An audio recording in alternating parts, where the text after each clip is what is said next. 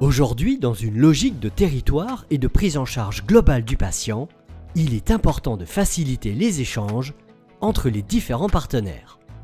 Plusieurs modes de communication existent. Le téléphone est un lien privilégié entre cadres de santé et entre médecins, et notamment grâce au secrétariat dont les numéros sont disponibles sur le site internet de l'établissement.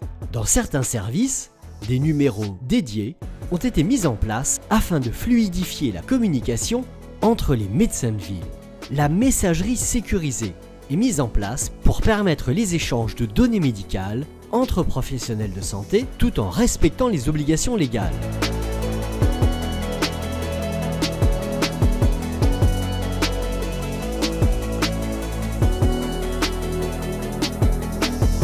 Et avec les patients, pour faciliter l'accès à l'offre de soins aux usagers, la prise de rendez-vous est disponible via Doctolib ou par téléphone auprès des secrétariats. Lorsqu'un proche est hospitalisé, les coordonnées téléphoniques du service sont laissées à la famille. Le numéro du poste de soins permet d'assurer un contact 24 heures sur 24. Lors de la sortie, le patient retrouvera les coordonnées du service sur l'ordonnance et ou le compte-rendu d'hospitalisation. Il pourra donc le contacter en cas d'interrogation.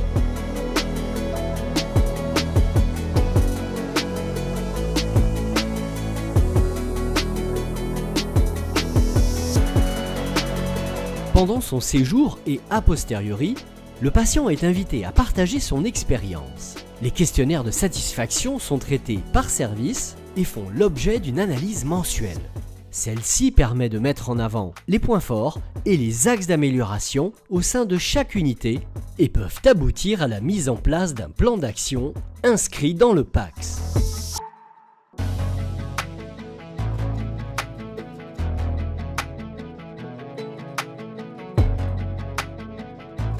ISATIS est une enquête en ligne nationale dont les résultats sont publiés une fois par an sur le site de l'HAS par établissement et par secteur d'activité.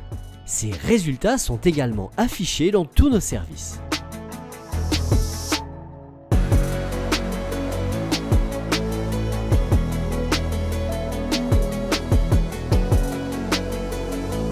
La commission des usagers, la CDU, est une instance de dialogue et d'échange en présence des représentants des usagers, des médiateurs médicaux et non médicaux et des membres de la direction de l'hôpital.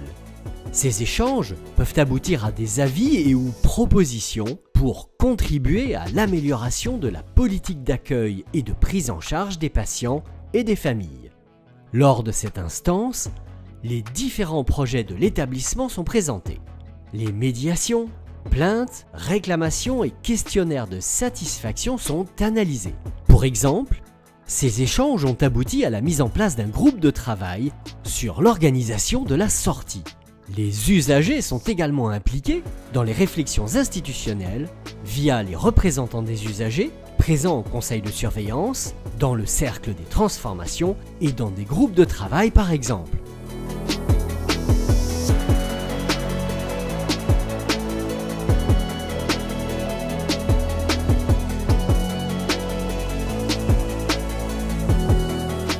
Différents moyens de communication sont mis en place pour favoriser les échanges entre professionnels et pour faciliter l'accès aux soins et à l'information pour les usagers. Les patients ont la possibilité de partager leur avis autour de leur expérience, ce qui nous permet de nous améliorer.